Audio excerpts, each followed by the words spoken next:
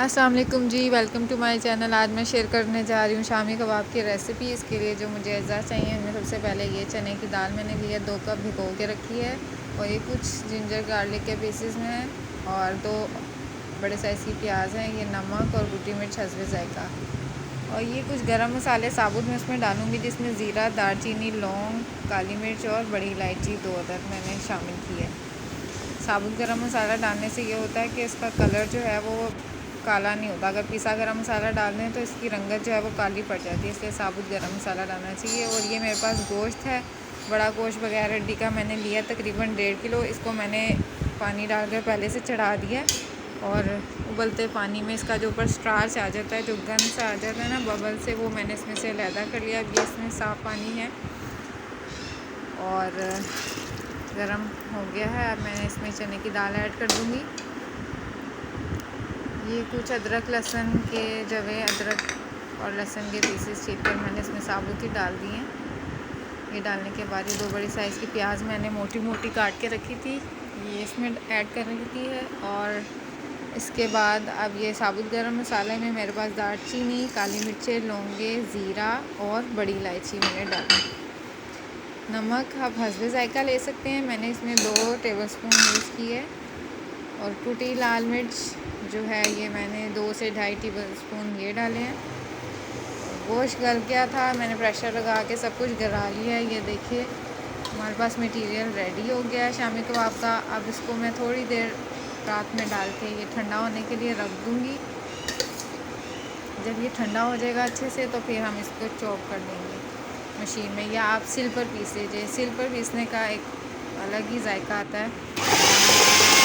Chopper کی facility chopper use کریں گے، اور چاپ کرتے ہوئے یہ کچھ ہری مرچیں میں اس میں ایڈ کر دوں گی،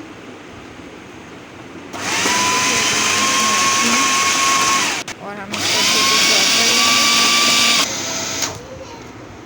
اب اس میں کچھ چیزیں ثابت مجھے نظر آ رہی ہیں، تو تھوڑا سا اور چاپ کریں گے، اور اس کو اچھے سے جو ہے ہم چاپ کریں گے تاکہ جو ہے سب کچھ اس میں گل جائے۔ یہ جی مٹیریل ہمارا چاپ ہو کے ریڈی ہے ہمارے پاس۔ اب ہم نے اس کو ایک باؤل میں ڈال لی ہے۔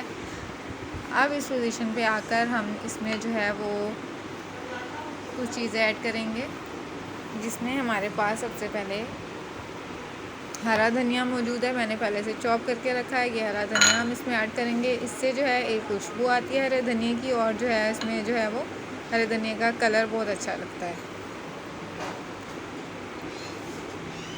یہ ہرا دھنیا ہم اس میں ایڈ کر دیں گے، اس کو مکس کر لیں گے، اور یہ ایک انڈا میں اس میں شامل کر رہی ہوں۔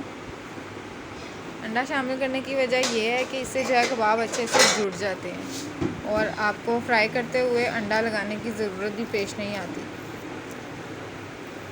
اب اس انڈے کو جو ہے میں اس میں مکس کر دوں گی اچھے سے۔ مٹیریل ہمارا ریڈی ہو گیا ہے، اب ہم اس کے کباب بنا لیں گے، اور یہ انڈا ایڈ کرنے کی وجہ سے ہمارے کباب ٹوٹیں گے نہیں اور بہت اچھے سے بن جائیں گے۔ آپ نے یوں کباب کی ٹکیاں ریڈی کر لینی ہیں، اور ان ٹکیوں کو ریڈی کرنے کے بعد ایک ٹرے میں سیٹ کر لیجیے، اور آپ اس کو جو ہے وہ فریز کر کے رکھ سکتے ہیں ان کباب کو،